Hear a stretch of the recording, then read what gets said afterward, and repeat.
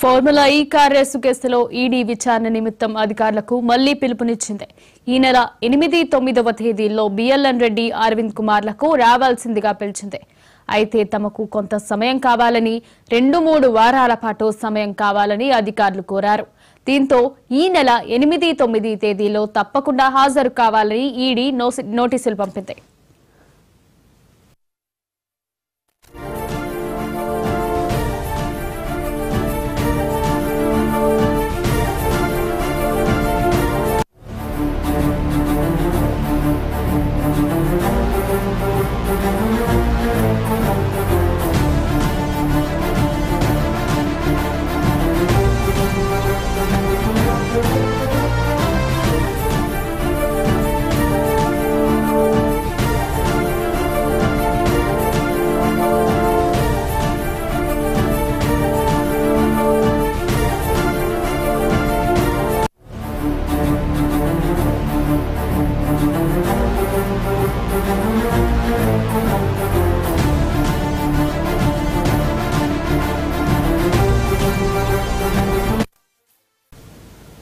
కాగా ఫార్ములా ఈ car race కేసులో హెచ్ఎండిఏ మాజీ chief engineer BLN Reddy ED విచారణకు హాజరు కాలేదు.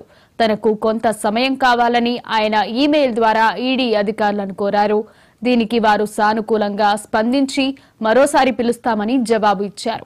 ఇవాళ విచారణకు హాజరు కావాల్సిన సీనియర్ ఐఏఎస్ అధికారి అరవింద్ కుమార్ కూడా తాను రాలేనని మరో తేదీ ఇవ్వాలని కోరారు. కేటీఆర్ ని ఈ నెల 7న హాజరు కావాలని ఈడీ ఇప్పటికే సమన్లు జారీ చేసింది. హైకోర్టు తీర్పు తర్వాతే కేటీఆర్ విచారణకు హాజరవుతారా లేదా అనే విషయం తేలే అవకాశం ఉంది.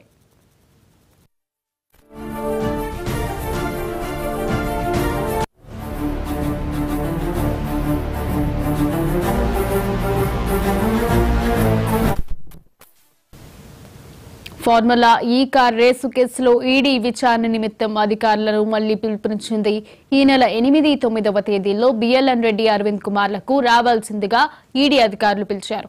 ఇదే అంశంపై మరింత సమాచారాన్ని మా క్రైమ్ ఇన్ఛార్జ్ మధు అందిస్తారు. మధు, చెప్పండి.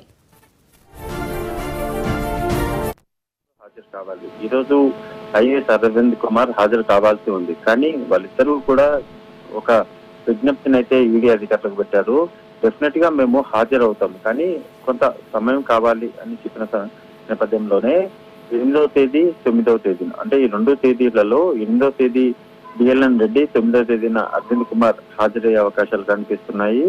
ఎందుకు అనుకుంటే ప్రధానంగా ఈ కార్ రేసుకు సంబంధించినటువంటి వ్యవహారం ఏదైతే ఉందో అందులో నిధుల బదలాయింపు ఏదైతే జరిగిందో ఆ నిధులన్నిటికీ సంబంధించి జరిగినటువంటి అవకతవకల మీద మనీ లాండరింగ్ కేసు నమోదు చేసినటువంటి ఈడీ అధికారులు విచారణనైతే మొదలు పెట్టారు. ఆ విచారణ భాగంగా మొదట అధికారులు అయినటువంటి అరవింద్ కుమార్, బిఎల్ఎన్ రెడ్డి విచారించిన తర్వాత కేటీఆర్ ను విచారించాలి అనుకున్నారు. కానీ ఇప్పుడు కేటీఆర్ నే ఫస్ట్ విచారించి ఆ తర్వాత వీళ్ళిద్దరిని కూడా విచారించే అవకాశాలు కనిపిస్తున్నాయి. ఒకవేళ 7వ తేదీన కేటీఆర్ హాజరవుతారా లేదా అన్నది ఇంకా క్వశ్చన్ మార్క్ గానే ఉంది. ఆయన ధర్మాసనం న్యాయస్థానాన్ని ఆశ్రయించే అవకాశాలు కూడా కనిపిస్తున్నాయి. సో ఈ నేపథ్యంలోనే 8వ తేదీ, 9వ తేదీన అరవింద్ కుమార్, బిఎల్ఎన్ రెడ్డి హాజరవుతాము అని చెప్పిన నేపథ్యంలోనే దానికి ఈడీ అధికారులు కూడా ఓకే చెప్పారు. ఎందుకంటే ఫస్ట్ టైం ఏదైనా అటెండ్ అవ్వాలి అని చెప్పినప్పుడు దానికి అపోజిట్ గా ఉన్నటువంటి ఆ కేసులో ఇన్వాల్వ్మెంట్ ఉన్నటువంటి వారు సమయం అడిగితే చట్ట ప్రకారంగా కొంత సమయం ఇవ్వాలి. అందులోనూ ప్రభుత్వ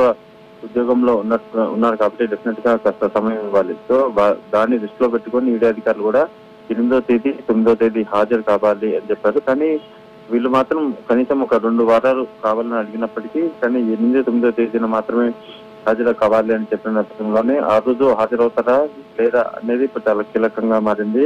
డెఫినెట్ గా ఆ రోజు వచ్చే అవకాశాలు ఎక్కువగా కనిపిస్తున్నాయి. ఎందుకంటే ఈడీ అధికారులు మొదటిసారి ఇచ్చిన నోటీసులకు రాలేదు, కానీ సెకండ్ టైం నోటీసులకు మాత్రం హాజరవుతున్నారు కాబట్టి డెఫినెట్ గా ఆ రోజు హాజరు కావాల్సి ఉంది. ఒకవేళ హాజరు కాకుండా ధర్మాసనం ఏదైనా కోర్టుకు వెళ్లి పర్మిషన్ తీసుకుని వస్తే తప్ప అదర్వైజ్ ఖచ్చితంగా హాజరయ్యే అవకాశాలే ఎక్కువగానే కనిపిస్తున్నాయి. ఈ నేపథ్యంలోనే 7వ తేదీన కేటీఆర్, 8, 9వ తేదీలో బిఎల్ఎన్ రెడ్డి, అరవింద్ కుమార్ కూడా ఈడీ అధికారుల ముందు ఈ కార్ రేసుకు సంబంధించినటువంటి వ్యవహారంలో హాజరయ్యే అవకాశాలు కనిపిస్తున్నాయి.